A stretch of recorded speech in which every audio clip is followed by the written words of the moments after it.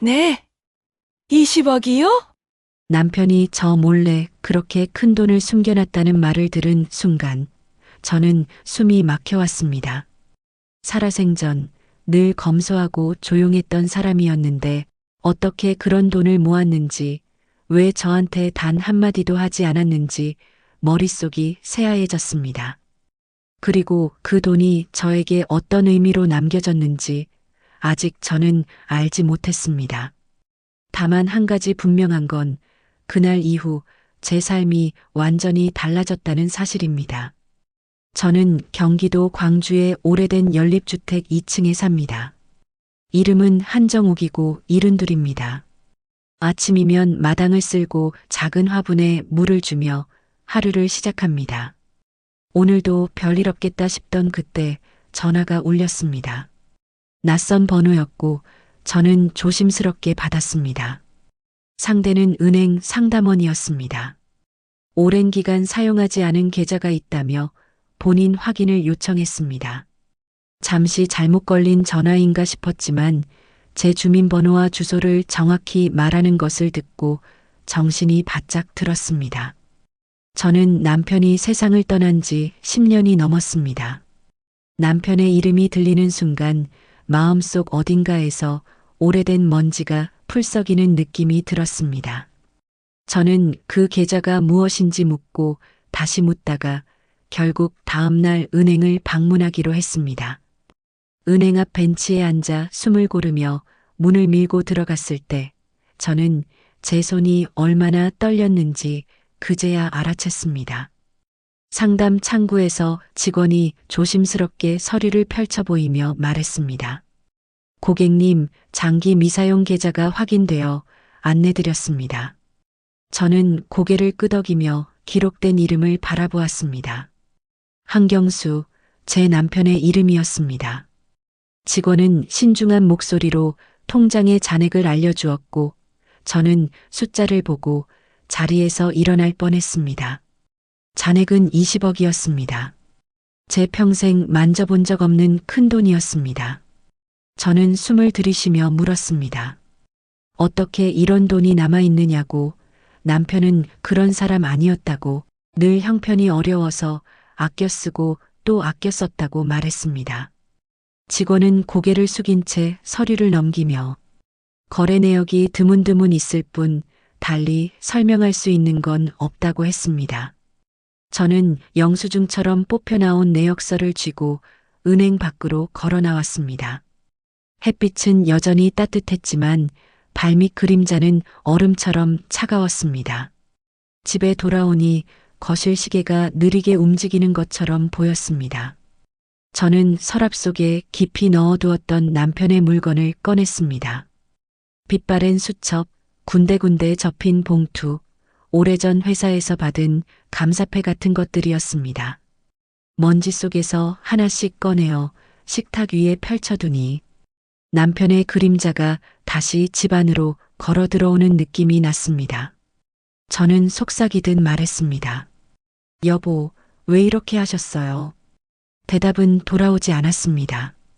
마음은 어지러웠고 가슴에서는 오래전의 싸늘함이 다시 피어올랐습니다. 저는 그날 밤 거의 뜬 눈으로 지냈습니다. 돈이 있었다면 왜 그렇게 아껴야만 했는지, 왜 하필 숨겼는지, 왜 한 번도 말을 하지 않았는지 생각이 꼬리를 물었습니다. 남편이 떠난 뒤 저는 습관처럼 그의 옷장과 책장을 가끔 열어보곤 했습니다. 특별한 것은 나오지 않았고 늘 같은 냄새만 남았습니다. 그런데 이번에는 달랐습니다. 옷장 맨 위쪽 상자가 이상하게 가벼웠습니다. 손잡이를 잡아내리자 얇은 봉투가 바닥으로 내려왔고 봉투 안에는 예전 은행 통장 몇 건과 낡은 열쇠가 하나 들어 있었습니다. 통장들은 대부분 잔액이 거의 없었습니다. 그러나 한 권의 통장 뒷장에는 작은 메모가 붙어 있었습니다. 그 메모에는 숫자가 적혀 있었고 그 숫자는 오늘 은행에서 확인한 잔액과 비슷했습니다. 저는 메모의 필체를 알아보았습니다. 남편의 글씨였습니다. 저는 메모를 가슴에 꼭 붙이고 한참을 앉아 있었습니다. 숨겨진 것은 돈만이 아니었습니다. 남편의 마음이 무엇이었는지, 앞으로 무엇을 하려 했는지도 모두 숨겨져 있었습니다. 저는 바닥에 앉은 채로 스스로에게 물었습니다. 저는 무엇을 놓치고 살았는지, 저는 정말 남편을 이해했는지, 아니면 이해하려고 한 적이나 있었는지. 그때 초인종이 울렸습니다. 문을 열자 아들이 서 있었습니다. 민수는 30대 중반의 회사원이고 아이 둘의 아빠입니다. 평소처럼 밝게 웃으며 들어오던 민수는 제 표정을 보더니 미간을 좁혔습니다. 저는 아무렇지 않은 척 물을 내주고 조심스럽게 은행 일을 이야기했습니다. 민수의 눈빛이 달라졌습니다. 그는 잠시 말이 없더니 마른 기침을 하고 입술을 깨물었습니다. 어머니, 그 돈은 아버지가 모으신 거잖아요. 가족을 위해 남겨두신 거일 수도 있죠. 저는 고개를 끄덕였지만 마음속에서는 작은 돌멩이들이 서로 부딪히는 소리가 났습니다. 그날 밤 민수는 늦게까지 앉아 있다가 돌아갔고 저는 창가에 서서 긴 호흡을 반복했습니다. 다음 날 저는 다시 은행을 찾았습니다. 창구 직원은 숙련된 표정으로 세세한 절차를 안내했습니다. 상속관계, 사망 확인, 계좌 해지 여부 같은 말들이 제 귀를 스쳐 지나갔습니다. 저는 중간에 손을 들어 말했습니다. 저는 아직 해지할 생각이 없다고, 먼저 과거의 내역을 더 자세히 보고 싶다고 했습니다. 직원은 고개를 끄덕이며 기록을 프린트해 주었습니다. 잔액이 늘어난 시점은 남편이 병원에 드나들던 시기와 겹쳤습니다. 저는 남편이 떠나기 몇 달 전 자주 외출했던 날들을 떠올렸습니다. 그때마다 저는 왜 데려다 주지 못했는지, 왜 묻지 못했는지 마음이 저려왔습니다. 은행을 나와 버스 정류장에 앉았을 때 저는 비로소 결심했습니다. 무엇이 되었든 진실을 찾아보겠다고, 남편이 왜 그랬는지 제 두 눈으로 확인하겠다고 마음을 다잡았습니다. 그날 오후 저는 동네 문구점에서 큰 봉투와 공책을 샀습니다. 기억나는 날짜들을 적어보고 떠오르는 사람들의 이름을 나열했습니다. 남편의 직장 동료였던 선배, 재단병원에서 남편을 봐주었던 의사, 오래전 동네 반장으로 함께 일했던 노인. 하나씩 전화번호를 수소문했고 몇몇은 이미 세상을 떠났다는 소식만 남겼습니다. 그러나 뜻밖의 연락이 닿은 사람이 있었습니다. 남편이 마지막으로 다녀온 보험 설계사의 이름이었습니다. 저는 용기를 내어 전화를 걸었습니다. 보험 설계사였던 여성은 제 전화를 받고 한동안 아무 말이 없었습니다. 숨을 고르는 소리가 전화기 너머로 천천히 흘렀습니다. 저는 제 이름과 사정을 차분히 이야기했습니다. 장기 미사용 계좌, 남편의 수첩, 그리고 오늘 처음 알게 된 거액까지 모두 말씀드렸습니다. 상대는 마침내 조심스럽게 말을 꺼냈습니다. 사모님, 그분은 늘 아내분 이야기를 하셨어요. 저는 자세를 고쳐 앉았습니다. 그녀는 기억을 더듬듯 천천히 이어갔습니다. 남편이 자신에게 보험과 적금을 들 때마다 가장 오래 고민한 칸이 수익자란이었고 결국 결정은 언제나 같았다고 했습니다. 수익자는 아내인 저였습니다. 저는 그 말을 듣는 순간 오래전 끊어진 실황가닥이 안쪽에서 또각하고 이어지는 느낌을 받았습니다. 눈앞이 아주 조금 밝아졌습니다.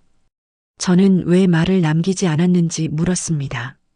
상대는 잠시 망설이다가 당시의 표정까지 떠올리는 듯 낮게 말했습니다.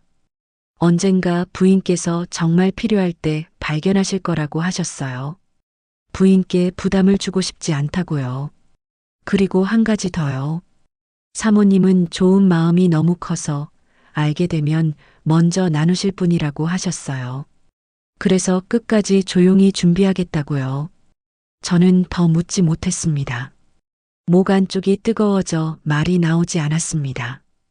통화를 마치고 전화기를 내려놓자 거실 시계가 한 칸씩 밀리는 소리가 유난히 크게 들렸습니다. 작은 소리가 방 안을 가득 채웠고 저는 한참을 움직이지 못했습니다. 그동안 제게 답이 없던 질문 하나가 빛을 얻은 듯 했습니다. 그는 왜 침묵했는가? 그는 왜 마지막까지 숨겼는가? 그 대답은 사랑이었고 제 성격을 아는 사람의 조심스러움이었습니다.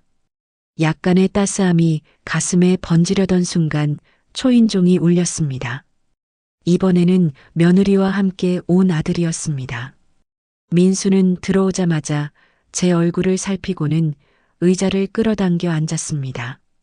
차를 내오기도 전에 그는 말을 시작했습니다. 어머니, 그 돈은 그냥 두면 손해예요. 요즘 금리도 그렇고 집값도 다시 움직여요. 조금이라도 수익을 내야죠. 아이들 교육비도 만만치 않아요. 그의 목소리는 예의 바르지만 조급했습니다.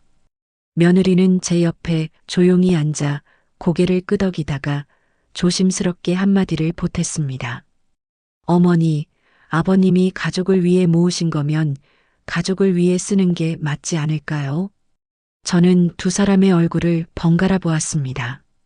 저를 걱정해서일 수도 있고 현실의 무게가 그들의 등을 누르고 있어서일 수도 있었습니다. 진심과 계산이 한 잔의 물처럼 섞여 있는 얼굴이었습니다. 저는 천천히 고개를 들었습니다. 저는 그동안 자식들 곁에서 있는 듯 없는 듯 살았습니다.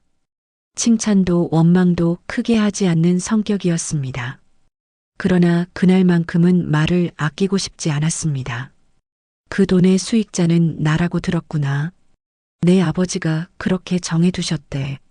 너희가 정말 필요하면 같이 상의하자. 그런데 서두르지는 말자. 민수의 눈가가 잠깐 굳었습니다. 그는 웃음을 띠려 애썼지만 금세 달아 없어졌습니다. 당연히 어머니 것이죠. 다만 방향을 같이 고민하자는 거예요. 요즘은 다들 그렇게 해요. 안전하게 굴리고 필요한 만큼만 쓰고. 그의 말은 그럴듯했고 틀리지도 않았습니다. 그러나 저는 알고 있었습니다. 남편이 평생 가장 경계했던 말이 바로 기회라는 말이었다는 것을. 저는 덧붙였습니다. 내 아버지는 돈은 물처럼 흘러야 한다고 하셨단다.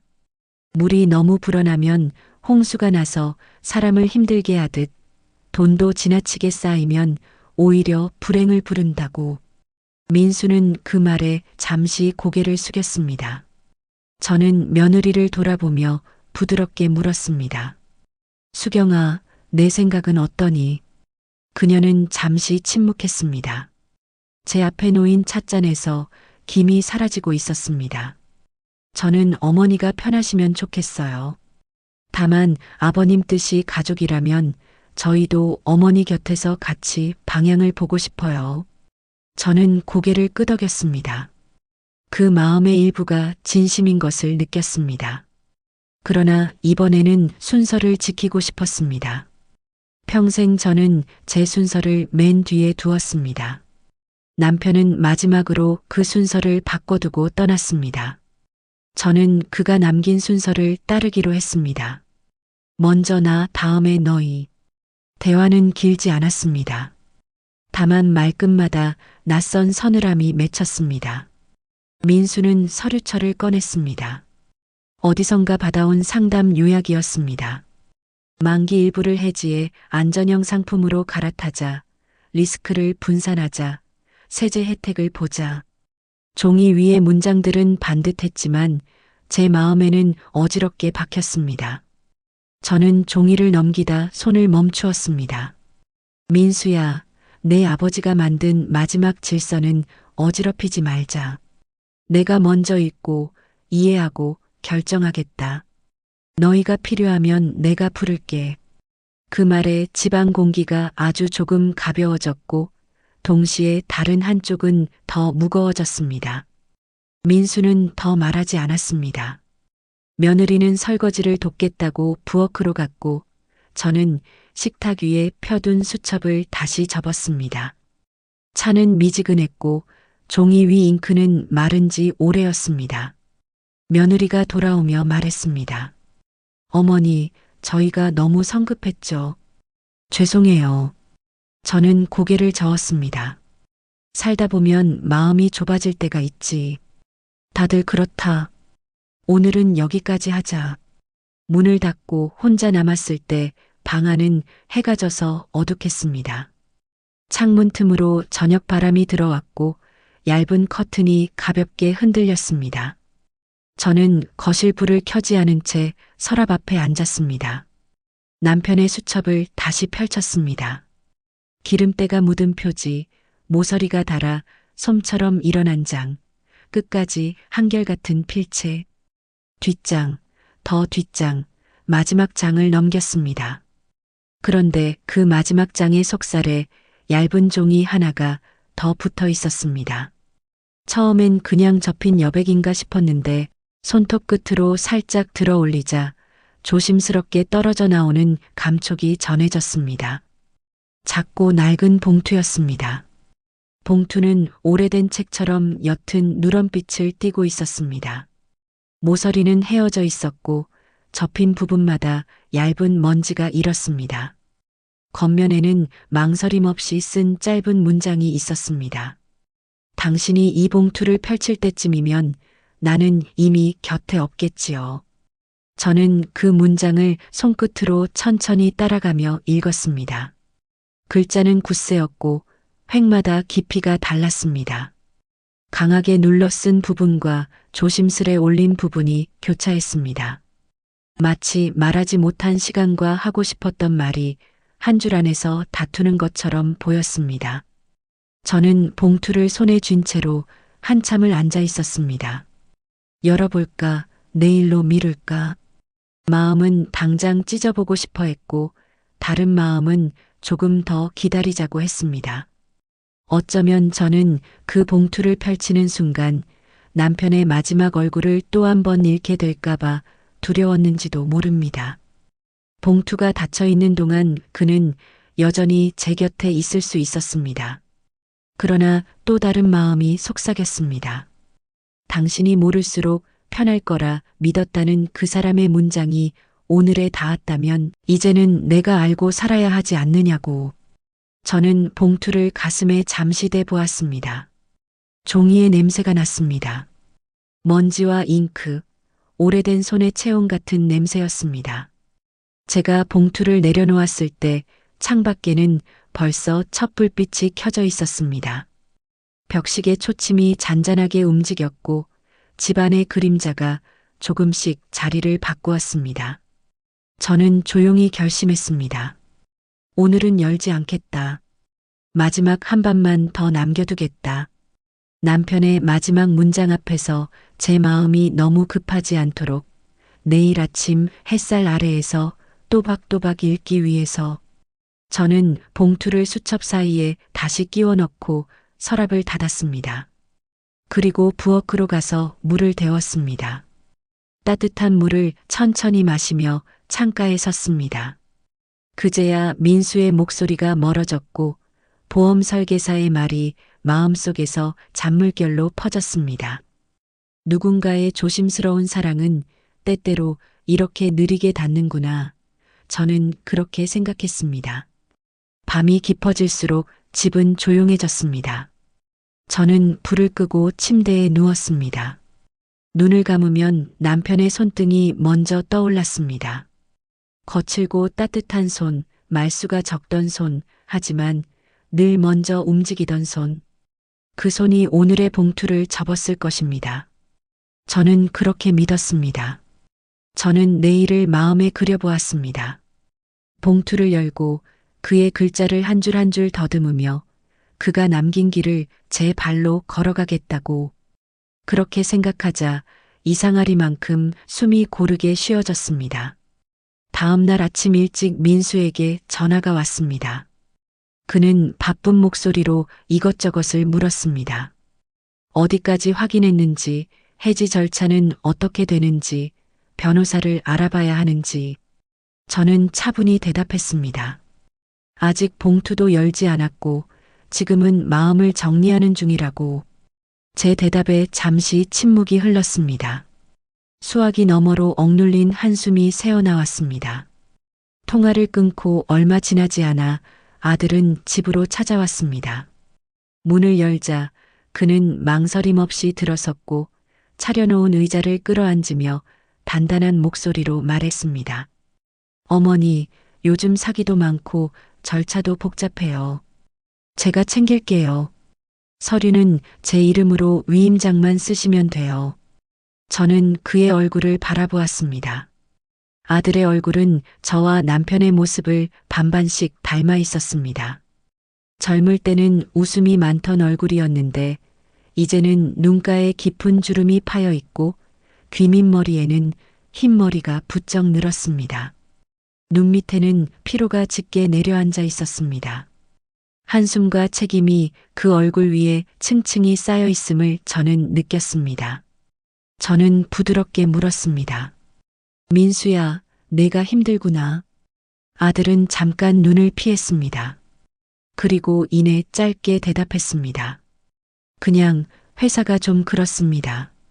그리고 애들 학원비가 요즘 대출 이자도 많이 올라서요. 저는 고개를 천천히 끄덕였습니다. 그의 말이 거짓은 아니었습니다. 하지만 그 말 사이에는 비어있는 칸이 있었습니다. 그 빈칸에서 저는 느낄 수 있었습니다. 아들의 마음을 짓누르는 진짜 이유, 그 서두름의 그림자를. 돈이 필요해서만이 아니라 아버지가 남긴 무언가를 놓치고 싶지 않다는 불안이 그를 조급하게 하고 있었습니다. 그날 오후 며느리가 혼자 찾아왔습니다. 그녀는 작은 케이크 상자를 들고 있었습니다. 초라한 봉투 하나가 아니라 예쁜 리본이 묶인 케이크였지요. 웃으며 들어서자마자 차를 따랐습니다. 겉으로 보기에는 다정한 일상이었지만 그녀의 눈빛은 바쁘게 흔들렸습니다. 차를 놓으며 그녀가 말했습니다. 어머니, 제가 어제 잠깐 찾아봤는데 상속세 문제가 꽤 복잡하더라고요. 민수도 고민이 많아요. 어머니가 조금만 도와주시면 저희가 정말 든든할 것 같아요. 그녀의 말투는 조심스러웠지만 그 안에는 솔직한 바람이 담겨 있었습니다. 저는 조용히 고개를 끄덕였습니다. 그러면서 서랍에서 봉투를 꺼내어 식탁 위에 올려놓았습니다. 종이의 질감이 손끝에 닿자 가슴이 먹먹해졌습니다. 며느리의 시선이 곧장 봉투에 멈췄습니다. 얇고 바랜 봉투, 남편의 손길이 남아있는 그 마지막 흔적. 그녀는 미소를 지었지만 눈길은 봉투에서 떨어지지 않았습니다. 그 미소는 억지로 지은 듯 조금 어색했고 그 눈빛은 호기심과 기대, 그리고 약간의 욕심이 섞여 있었습니다. 저는 조용히 말했습니다. 아직 안 열었다. 이건 경수 씨가 나에게 남긴 마지막 말일 거다. 그 순간 방 안의 공기가 조금 달라졌습니다. 며느리의 웃음이 옅어지고 봉투를 바라보는 눈빛이 무겁게 가라앉았습니다. 저는 봉투를 가볍게 손바닥 위에서 굴려보았습니다. 겉면에 남편이 적어둔 짧은 문장이 떠올랐습니다. 당신이 이 봉투를 펼칠 때쯤이면 나는 이미 곁에 없겠지요. 저는 아직 그 봉투를 열 용기가 나지 않았습니다. 하지만 알 수 있었습니다. 이 작은 종이 한 장이 앞으로 우리 가족의 관계를 바꾸어 놓을지도 모른다는 것을. 저는 드디어 봉투를 열었습니다. 손끝이 조금 떨렸습니다. 얇은 종이 안에는 남편의 글씨로 빼곡히 적힌 편지가 들어 있었습니다. 한 글자, 한 글자 힘을 주어 눌러 쓴 흔적이 남아 있었습니다. 편지는 느리지만 단단한 문장들로 이어져 있었습니다. 당신, 우리가 젊을 때 나는 자주 실패했습니다.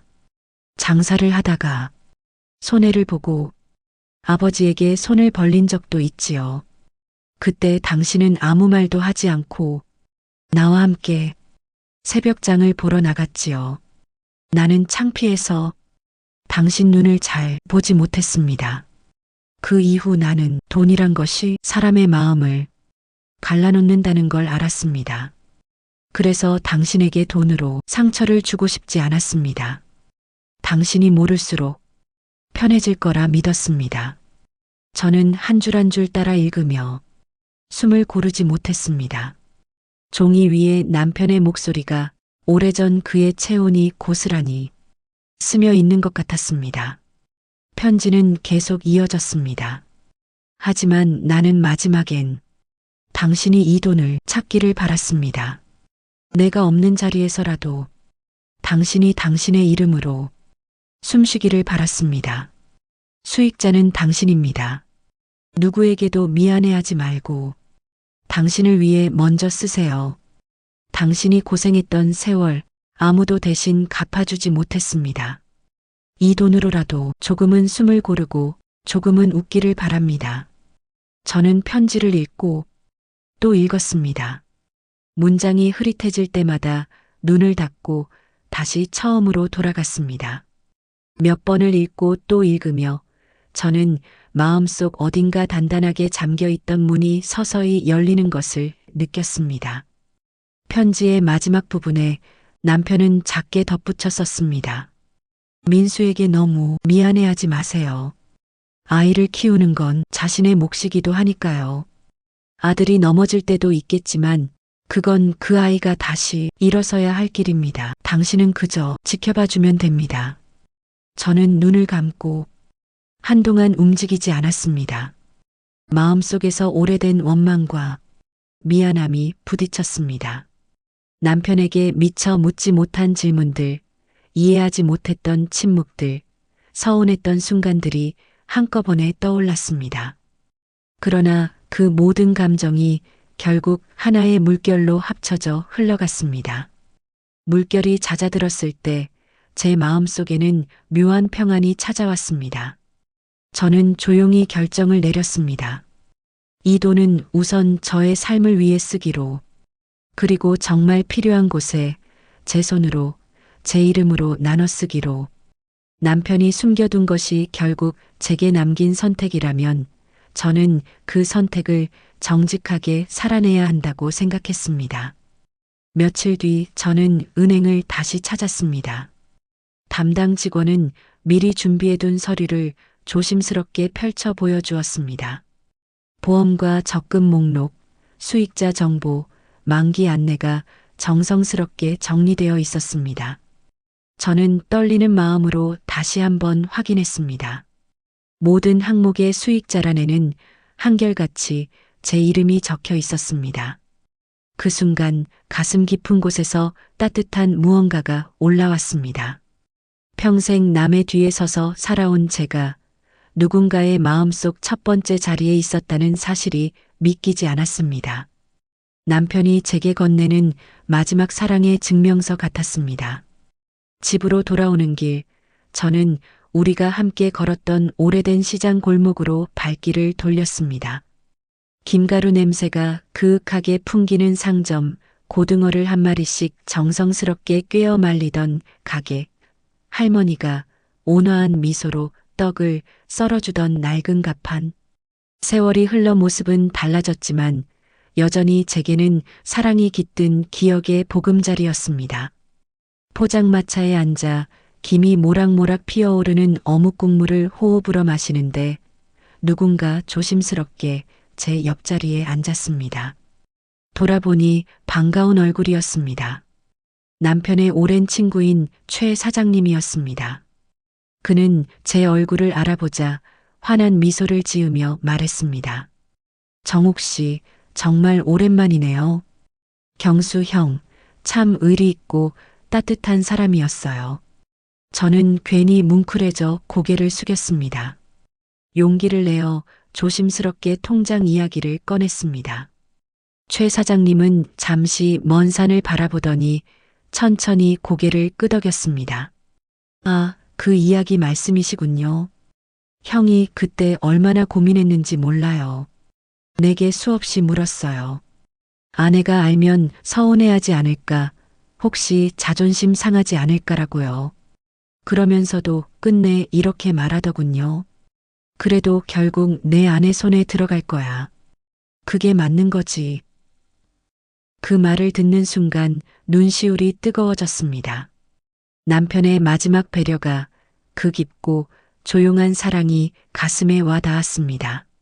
집으로 돌아오는 길, 시장 골목을 걸으며 문득 남편의 발걸음 소리가 들리는 것 같았습니다. 그 익숙하고 든든했던 발자국 소리가 바람에 실려 제 귓가를 스쳤습니다. 집 문을 열고 들어가 작은 등불을 켜고 방 안을 천천히 둘러보았습니다. 제가 앉던 의자, 제가 좋아하는 찻잔, 제가 늘 두던 안경, 모든 것들이 새삼 소중하게 느껴졌습니다. 이곳이 바로 제가 서 있을 자리구나 하는 깨달음이 찾아왔습니다. 평생을 누군가의 엄마로, 누구의 아내로만 살아왔습니다. 그 이름들이 무겁거나 소중하지 않다는 뜻은 아닙니다. 그 모든 역할 속에서 제가 행복했으니까요. 하지만 이제는 한 번쯤 온전히 나라는 이름으로 살아보고 싶었습니다. 그날 밤 저는 오래된 공책을 다시 펼쳤습니다. 촛불 같은 등불 아래서 앉아 정성스럽게 적어 내려갔습니다. 먼저 제 건강을 돌보기로 했습니다. 아프다고 말하기 민망해 계속 미뤄왔던 치과 치료, 구부정해진 허리를 위한 물리치료를 시작하기로 했습니다. 그리고 같은 아파트 홀로 사시는 어르신들과 함께 나눌 따뜻한 밥상을 차리기로 마음먹었습니다. 혼자 먹는 밥이 얼마나 쓰고 외로운지 저보다 더 잘 아는 사람은 없을 테니까요. 가게 이름은 경수밥상으로 짓기로 했습니다. 마지막으로 저는 떨리는 손으로 작은 글씨를 적었습니다. 경수 장학금. 남편이 생전에 자주 입에 올리던 말이 떠올랐습니다. 작은 도움이라도 깊게 흘러야 한다. 그 따뜻한 목소리가 귓가에 생생했습니다. 저는 그 소중한 문장을 공책 맨 마지막 줄에 정성껏 적고 조용히 펜을 덮었습니다. 그 순간 남편이 제 어깨를 토닥이는 것 같았습니다. 잘했어, 정호가. 하고 말하는 것 같았습니다. 다음 날 초인종이 울렸습니다. 문을 열자 낡은 서류 가방을 든 낯선 남자가 서 있었습니다. 그는 명함을 내밀며 민수의 대학 동창이라고 법무 업무를 돕는다고 소개했습니다. 곧이어 계단을 급히 오르는 발자국 소리가 들렸고 민수가 숨을 헐떡이며 나타났습니다. 어머니, 함께 오기로 했어요. 절차를 제대로 하려면 전문가가 필요해서요. 저는 두 사람을 거실로 안내했습니다. 낯선 남자는 가방에서 정성스럽게 준비된 서류들을 꺼냈습니다. 이름이 또렷하게 인쇄된 위임장, 인감증명 신청 안내서, 인감도장, 도안까지 가지런히 정리되어 있었습니다. 어르신, 혹시 인감도장이 없으시면 이 도안대로 새로 제작하시면 됩니다. 오늘만 서명해 주시면 나머지는 저희가 처리해 드리겠습니다. 그는 공손했지만 말이 빨랐습니다. 저는 서류를 한 장씩 천천히 넘겨보았습니다. 몇몇 칸에는 이미 누군가가 볼펜으로 흐릿하게 밑줄을 그어둔 흔적이 보였습니다. 서명란에도 작은 점이 찍혀 있었습니다. 저는 서류를 덮고 차분히 물었습니다. 민수야, 이 서류는 언제 준비한 거니?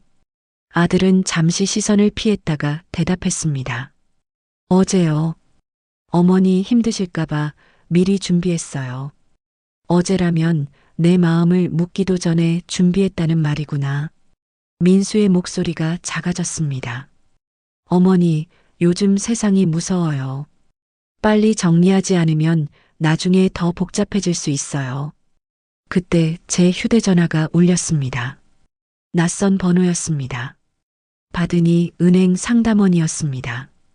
제명의 계좌에 반복적인 조회 요청이 들어왔는데 혹시 제가 요청한 것인지 확인차 연락드렸다고 했습니다. 저는 아니라고 답했습니다. 전화를 끊자마자 거실의 분위기가 달라졌습니다. 저는 조용히 아들을 바라보았습니다. 민수야, 내가 한 일이니? 아들은 말없이 고개를 숙였습니다. 그의 동창이 대신 변명했습니다. 어르신, 요즘은 전산으로 미리 확인하는 게 일반적입니다. 불법은 아니에요. 가족 간 상속 준비 차원에서 저는 단호히 말을 끊었습니다. 일반적인 게 아니라 우리 집 일이지요. 내 아버지가 무엇을 남겼는지, 내가 어떻게 받아들이고 있는지가 먼저 아니겠니? 민수는 고개를 더 숙였습니다. 하지만 그의 어깨는 여전히 긴장으로 굳어 있었습니다. 저는 자리를 정리하며 차를 새로 우려내왔습니다. 찻잔을 두 사람 앞에 놓고 말했습니다. 오늘은 서류를 접겠습니다. 대신 다음 주 월요일 오전 10시 은행 상담실에서 담당 직원과 함께 앉아보겠습니다. 아무것도 숨기지 않고 한 줄씩 읽어보겠습니다. 듣고 묻고 그 다음에 도장을 찍겠습니다. 낯선 남자가 무언가 말하려 했지만 저는 따뜻한 미소만 지었습니다. 젊은 분 고맙지만 가족일은 가족이 먼저 결정하는 법입니다. 두 사람이 돌아간 뒤 집은 조용해졌습니다. 그 고요함 속에서 저는 묘하게도 안도감과 씁쓸함을 동시에 느꼈습니다. 봉투를 꺼내 다시 한번 남편의 글씨를 살펴보던 중 봉투 밑에 얇은 종이 한 장이 더 붙어 있는 것을 발견했습니다. 너무 얇아서 지금까지 눈치채지 못했던 종이였습니다. 조심스럽게 떼어내 펼치자 제 이름이 아닌 다른 이름이 첫 줄에 적혀 있었습니다. 민수에게. 숨이 멎는 줄 알았습니다. 분명 남편의 글씨였습니다. 저는 한참을 그 자리에 서 있다가 의자에 앉아 천천히 읽기 시작했습니다. 민수야, 아버지가 세상에 없을 때쯤 이 편지를 네가 보게 될 것이다. 너는 똑똑하고 성실하지만 마음이 급할 때가 있다. 급함은 칼과 같다. 손잡이를 쥐면 이를 돕고 나를 쥐면 네 손부터 다친다. 어머니 일은 마치 무거운 짐을 함께 드는 것과 같다. 네가 앞서서 혼자 들려고 하면 어머니는 뒤따라가야 하고 그러면 둘 다 넘어진다. 어머니가 먼저 손을 뻗으시면 네가 그 옆에서 함께 들어라. 그것이 진짜 도움이다. 도장과 통장을 네가 먼저 쥐는 것은 마치 어머니보다 앞서서 문을 열고 들어가는 것과 같다. 어머니가 문고리를 잡으실 때까지 기다려라.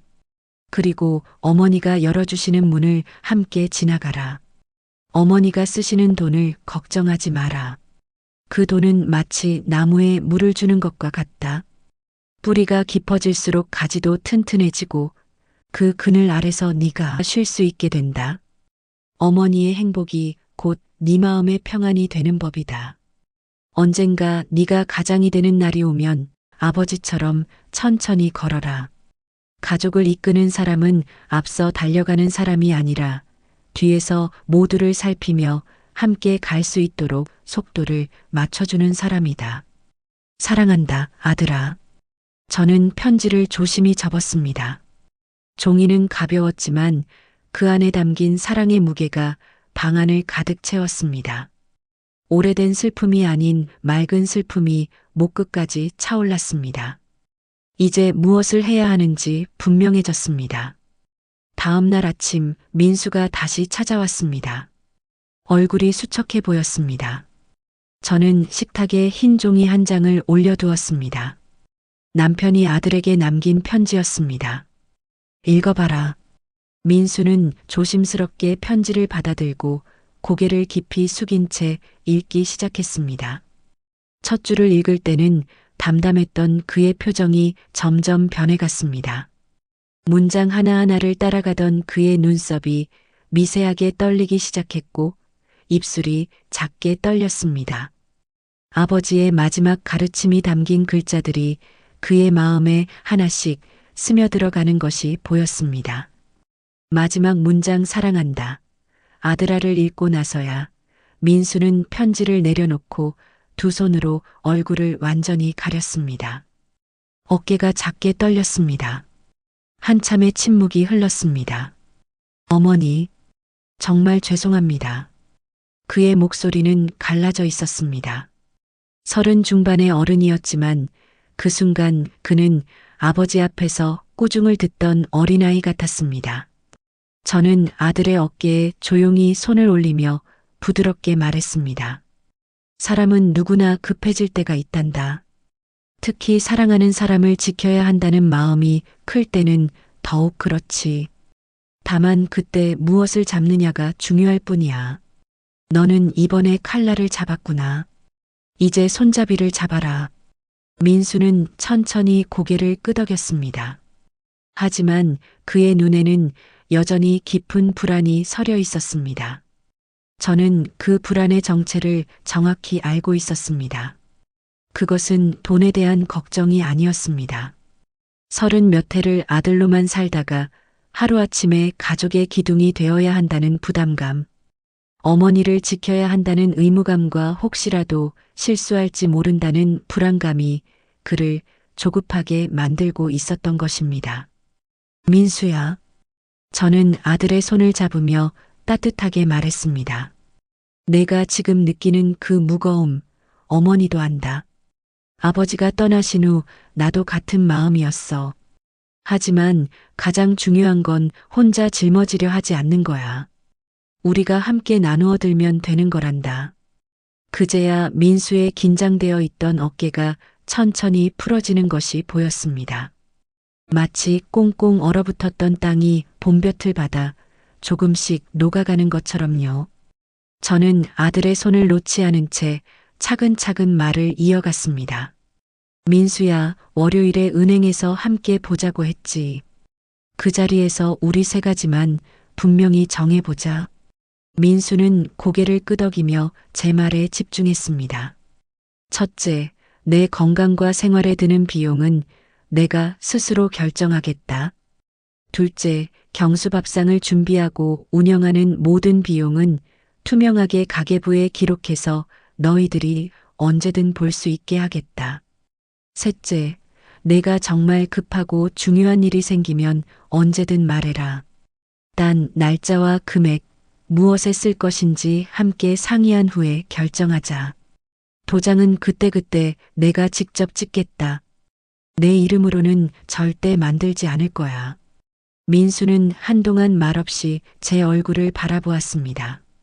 그러더니 조심스럽게 입을 열었습니다. 어머니, 제가 어머니 믿음을 저버렸는데도 이렇게 기회를 주시는 건가요? 그의 목소리에는 자책과 고마움이 뒤섞여 있었습니다.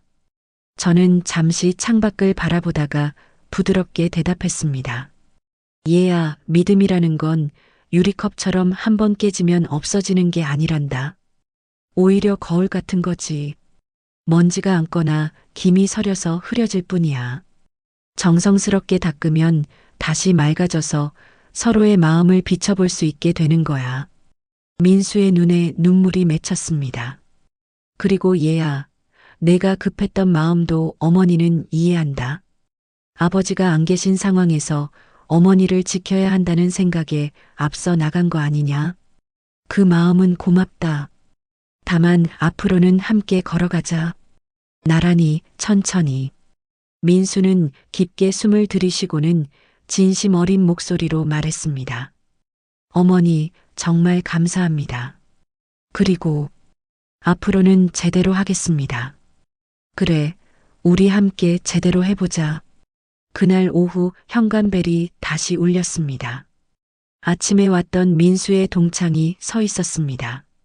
손에 봉투를 들고 있었습니다. 어르신, 제가 어제 너무 성급했습니다. 사과드리러 왔습니다. 그리고 이건 제 개인 제안서인데 더는 권하지 않겠습니다. 다만 혹시 도장만이라도. 그의 말은 끝까지 이어지지 못했습니다. 뒤에서 민수가 올라왔기 때문입니다. 그만해. 이제 우리 가족 일이야. 민수는 친구에게 정중히 인사를 시키고 돌려보냈습니다. 계단 소리가 멀어질 때까지 저는 말없이 서 있었습니다. 문을 닫고 돌아선 민수가 한숨을 쉬었습니다. 어머니, 제가 어리석었습니다.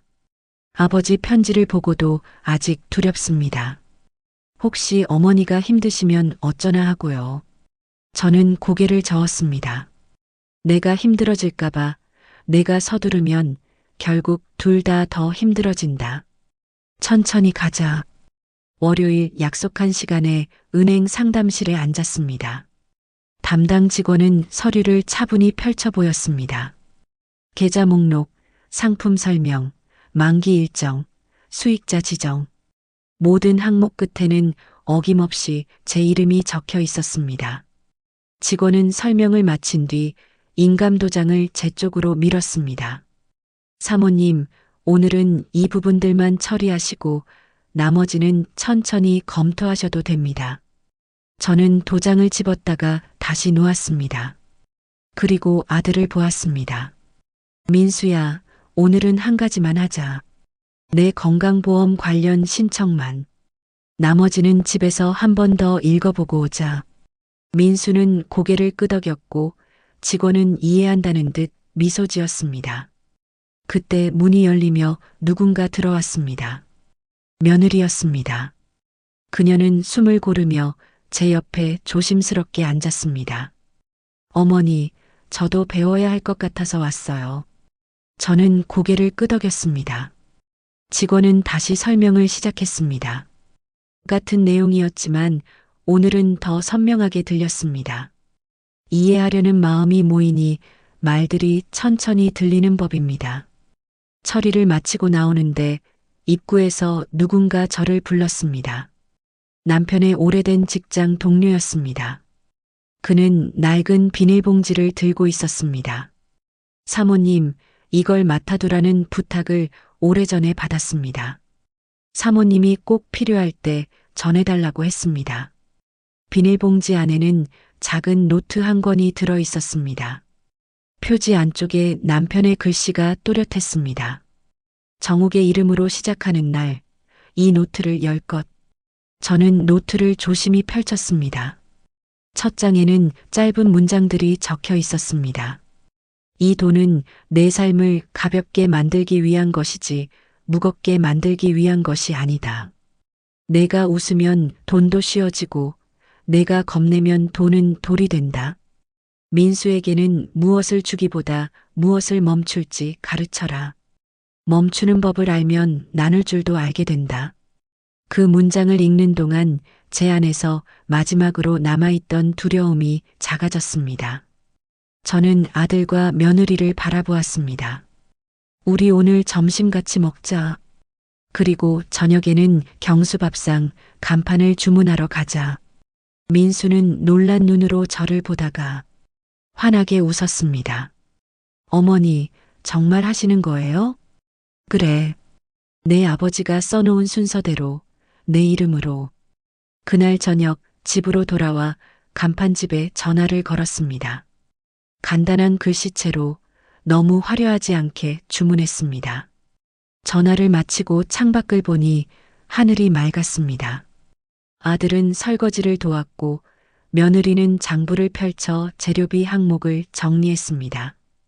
짧은 침묵들이 사이사이 흘렀지만 그 침묵은 예전의 차가움이 아니었습니다. 함께 무게를 나누는 사람들 사이에만 생기는 따뜻한 고요였습니다. 잠들기 전 저는 남편이 아들에게 남긴 편지를 다시 한번 읽고 서랍에 넣었습니다. 그리고 제게 남긴 편지를 꺼내 첫 줄을 쓰다듬었습니다. 수익자는 당신입니다. 그 문장을 속으로 천천히 읽자 가슴속에서 밝은 숨이 한번 크게 올라왔습니다. 저는 그 숨을 길게 내쉬며 생각했습니다. 돈이 우리를 갈라놓을 수도 있었지만 우리는 오늘 조금 다른 선택을 했다고. 다음 날 은행에서 다시 전화가 왔습니다. 전날의 반복 조회건은 모두 취소되었고 앞으로는 제 동의 없이는 어떤 변경도 불가능하도록 특별관리 처리되었다고 했습니다. 저는 감사 인사를 전하고 전화를 끊었습니다. 부엌 창으로 따스한 햇살이 들어와 바닥을 길게 비추었습니다. 저는 앞치마 끈을 매며 작은 소리로 중얼거렸습니다. 경수 씨, 날이 참 좋네요. 이제 시작합니다. 당신이 천천히 걸어둔 그 길을 제가 이어가겠습니다. 그날 오후 민수가 조심스럽게 문을 두드렸습니다. 손에 작은 봉투를 들고 있었습니다.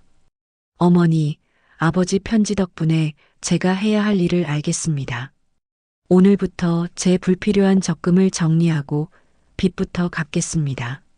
제 일은 제가 하겠습니다. 어머니가 부르시면 그때 돕겠습니다. 저는 봉투를 열어보지도 않고 아들에게 되돌려 주었습니다. 그래. 내일은 내가. 도울 때는 함께. 우리는 그렇게 서로를 바라보며 웃었습니다. 웃음은 크지 않았지만 오래 남았습니다. 그 웃음이 방 안 구석구석에 닿을 때 저는 깨달았습니다. 진짜 변화는 종이 한 장이나 돈의 방향이 아니라 마음의 방향을 바꾸는 일이었다는 것을. 남편이 숨겨둔 것은 돈이 아니라 우리 각자의 자리였습니다. 이제야 그 자리에 제대로 앉을 수 있었습니다. 한 달 뒤 우리 동네 작은 반지하 상가에 새로운 문이 열렸습니다.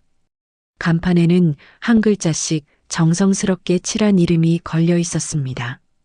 경수밥상. 저는 매일 아침 이른 시간에 가게 문을 열고 커다란 냄비에 구수한 된장을 풀었습니다. 밥은 한 톨도 남김없이 고슬고슬하게 짓고 김치는 누구의 입에도 부담스럽지 않도록 정성껏 담갔습니다. 동네 어르신들이 하나둘씩 조심스럽게 찾아와 낡은 의자에 앉았습니다. 처음엔 문 앞에서 멀찍이 서서 기웃거리던 분들도 어느새 스스럼 없이 의자를 당겨 자리를 만들어 앉았습니다. 저는 따뜻한 밥을 정성껏 퍼드리고 구수한 국을 나누어 주었습니다. 그 사이사이로 사람들의 소소한 일상 이야기가 밤 냄새처럼 훈훈하게 퍼졌습니다. 어떤 분은 무릎이 시려서 잠을 설친다고 하셨고 또 어떤 분은 손주가 장가를 간다며 기뻐하셨습니다. 저는 그 모든 이야기를 가만히 듣고 따뜻하게 고개를 끄덕였습니다. 어느 날 단골 할머니 한 분이 의미심장한 말씀을 하셨습니다. 사장님, 요즘 얼굴이 많이 달라지셨어요. 훨씬 환해 보이시고 뭔가 편안해 보이세요. 저는 잔잔히 웃으며 대답했습니다. 제가 드디어 제 이름으로 살기 시작해서 그런가 봅니다.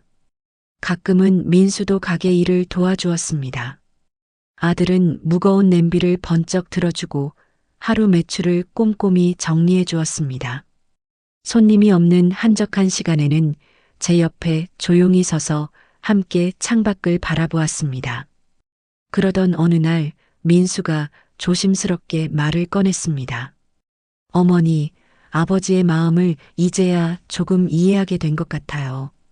저는 따뜻하게 고개를 끄덕이며 답했습니다. 우리 모두 천천히 깨닫게 되는 거야. 그게 바로 사람이 사는 법인 것 같구나. 민수는 미간에 걱정 주름을 펴며 환하게 웃었습니다. 그 웃음에는 예전의 조급함이나 불안함이 없었습니다. 해가 저물면 가게 불을 하나씩 끄고 의자들을 정성껏 뒤집어 테이블 위에 올렸습니다. 저는 마지막으로 간판을 애정 어린 눈으로 바라보며 문을 단단히 잠갔습니다. 집으로 향하는 길, 저는 마음속으로 남편에게 하루의 안부를 전했습니다.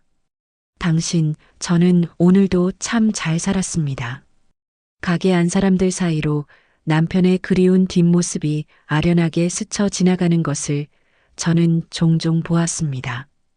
그 따뜻한 모습이 사라질 때면 저는 다시 내일을 생각했습니다. 내일은 또 어떤 분이 오실지, 어떤 소중한 이야기를 들려주실지, 어떤 마음의 짐을 함께 나누어 가져갈지. 저는 이제 깊이 깨달았습니다. 돈은 한때 비밀이었지만 사랑은 결국 세상에 드러나게 되어 있다는 것을. 저는 오늘도 그 사랑을 조금씩 꺼내어 따뜻한 밥처럼 정성스럽게 나누었습니다. 제 이름으로, 그리고 우리가 함께했던 소중한 시간들의 이름으로 이 이야기가 여러분의 마음에 작은 위로가 되었기를 바랍니다. 때로는 우리도 모르게 급해지고 소중한 것들을 놓치며 살아갑니다. 하지만 사랑하는 사람들이 우리에게 남긴 진짜 선물은 돈이 아니라 서로를 이해하고 배려하는 마음이 아닐까요? 만약 이 이야기가 마음에 드셨다면 좋아요 버튼으로 따뜻한 마음을 표현해 주세요. 그리고 더 많은 감동적인 이야기들을 만나보고 싶으시다면 구독 버튼도 눌러주시면 감사하겠습니다. 여러분 모두 자신의 이름으로 자신만의 속도로 행복하게 살아가시길 진심으로 응원합니다.